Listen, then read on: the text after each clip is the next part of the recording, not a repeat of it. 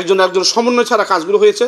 কোকের সাথে সমন্বয় করা হয় নাই, পৌরসভার সাথে সমন্বয় করা নাই, কোক কাজ করেছে। আর সবচেয়ে বড় কথা হলো আমাদের অপরিকল্পিত রাস্তাঘাটগুলো হয়েছে, সেগুলো সব অপরিকল্পিতভাবে হয়েছে।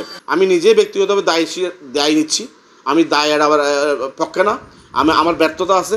সকলে যদি সমন্বয় যদি কাজগুলো হতো তাহলে আজকে এই অবস্থা হতো না। আমাদের এখানে লক্ষ লক্ষ মানুষ বসবাস করে এবং ঝুঁকিপূর্ণভাবে বসবাস করে, মারা যাচ্ছে মানুষ, কষ্ট হচ্ছে মানুষের, কিন্তু এইগুলোকে একটা সিস্টেমে আনতে হবে। ধন্যবাদ আপনাদের সকলকে। আমরা আজকে সকাল থেকে আমরা কক্সবাজার পৌরসভার আমার সম্মানিত কাউন্সিলরবৃন্দ এবং আমাদের সমস্ত অফিস প্রধান এবং আমাদের সিও মহোদয়কে নিয়ে আমরা এবং আমাদের সমস্ত ওয়ার্ডের সুপারভাইজার, কনজারভেশন ইন্সপেক্টর সবাইকে নিয়ে আমরা দীর্ঘক্ষণ আলোচনা করেছি। আলোচনার মধ্যে আমরা মূলত কয়েকটি সিদ্ধান্তে আমরা উপনীত হয়েছি। তার মধ্যে এই পানি সমস্যার মূল কারণ হলো পাহাড় কাটা। দ্রুত সময়ের মধ্যে পাহাড় কাটা বন্ধ করতে হবে। আমরা পরিবেশ অধিদপ্তর এবং সংশ্লিষ্ট সবাইকে আমরা ইতিমধ্যে চিঠি দেওয়ার সিদ্ধান্ত নিয়েছি এবং জেলা প্রশাসনের সহায়তা কামনা করছি এবং পুলিশ প্রশাসনের সহায়তা কামনা করছি।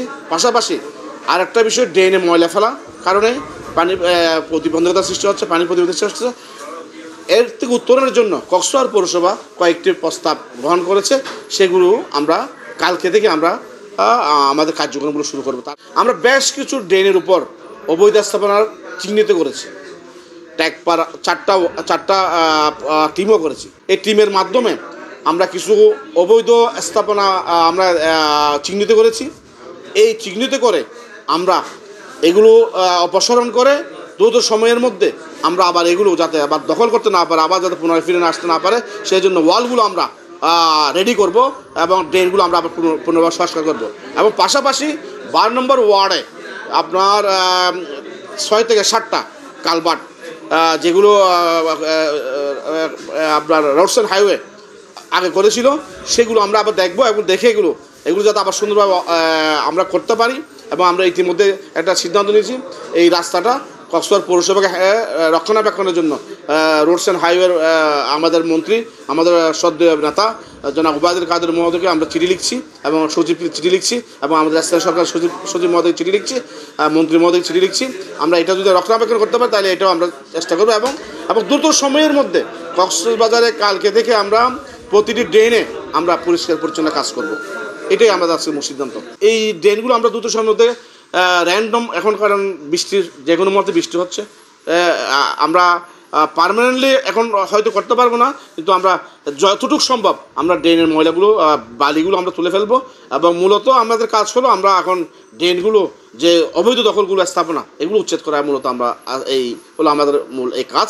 এবং উচ্ছেদ করে শুষ্ক মৌসুম আমরা এগুলো ড্রেনগুলো আবার পরিকল্পিতভাবে নগরবিদদের সাথে আলোচনা করে কীভাবে আমরা এগুলো করলে আমাদের ভবিষ্যতে সুফল পাবো সেই চিন্তাভাবনা করে আমরা ড্রেনগুলো আবার পুনর্নির্মাণ করবো। আমি মনে করি এটা শুধু জেলা প্রশাসন, কোক চেয়ারম্যান, কোক পুলিশ প্রশাসন এবং পরিবেশ অধিদপ্তর এগুলোর দায়িত্ব আছে, কিন্তু সম্মিলিত জনগণের একটা যদি না হয় তাহলে এখানে কোনো দিনেই এই আমরা কোক বলেন, পৌরসভা বলেন, জেলা প্রশাসন বলেন, পুলিশ সুপার বলেন, পরিবেশ বলেন, বন বিভাগ বলেন, এখানে একটা আমি মনে করি কক্সবাজার একটা এমন একটা আন্দোলন হওয়া দরকার এই পাহাড় কাটা বন্ধ করার জন্য এবং পরিবেশ অধিদপ্তর এবং বন বিভাগকে বাধ্য করতে হবে যাতে তারা সার্বক্ষণিক এগুলো তদারকি করে। কারণ এগুলো পৌরসভারও সার্বক্ষণিক দায়িত্ব বা সার্বক্ষণিক এগুলো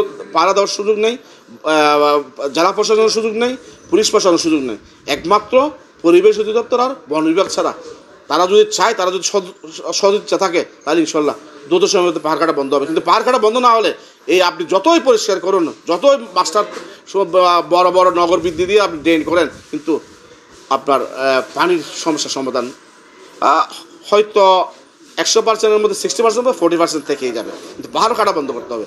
পাহাড় কাটা আমরা দেখলাম পাহাড় কাটাই ভুল, পাহাড় কাটার সাথে সাথে ড্রেনগুলো ভরাট হয়ে যাচ্ছে, যে কারণেই মূলত এই পানির সমস্যাগুলো হচ্ছে।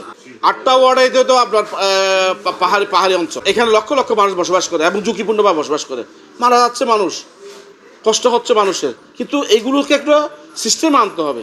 আর সবচেয়ে বড় কথা হলো আমাদের অপরিকল্পিত রাস্তাঘাটগুলো হয়েছে, সেগুলো সব অপরিকল্পিতভাবে হয়েছে। আপনি ট্যাগপাড়া আজকে পানি উঠতেছে, আপনি খবর নিয়ে দেখেন ট্যাগপাড়া যে রাস্তাটা করা হয়েছে সে রাস্তা আর ড্রেনের স্লোপটা অলমোস্ট সেম। তাইলে আমি মনে করি রাস্তা হওয়া উচিত ছিল ও ড্রেন থেকে 3 ফুট উঁচা, কিন্তু এখন ড্রেন আর রাস্তা যখন সমান হয়ে যায় পানি তার রাস্তা ছাড়া খুঁজে যাবে না, রাস্তাইতে থাকবে। সুতরাং এই অপরিকল্পিত এবং একজন সমন্বয় ছাড়া কাজগুলো হয়েছে। কোকের সাথে সমন্বয় করা হয় নাই, পৌরসভার সাথে সমন্বয় করা নাই, কোক কাজ করেছে, আবার পৌরসভা কাজ করেছে কোকের সাথে সমন্বয় করে নাই, পৌরসভা কোকের সাথে সমন্বয় করে নাই, অন্য অন্য অন্য ডিপার্টমেন্টের সাথে সমন্বয় করে নাই। সকলের যদি সমন্বয় যদি কাজগুলো হতো তাহলে আজকে এই অবস্থা হতো না আমাদের। আর গত পরশু যে বৃষ্টিটা হয়েছে সেটা রেকর্ড পরিমাণ বৃষ্টি।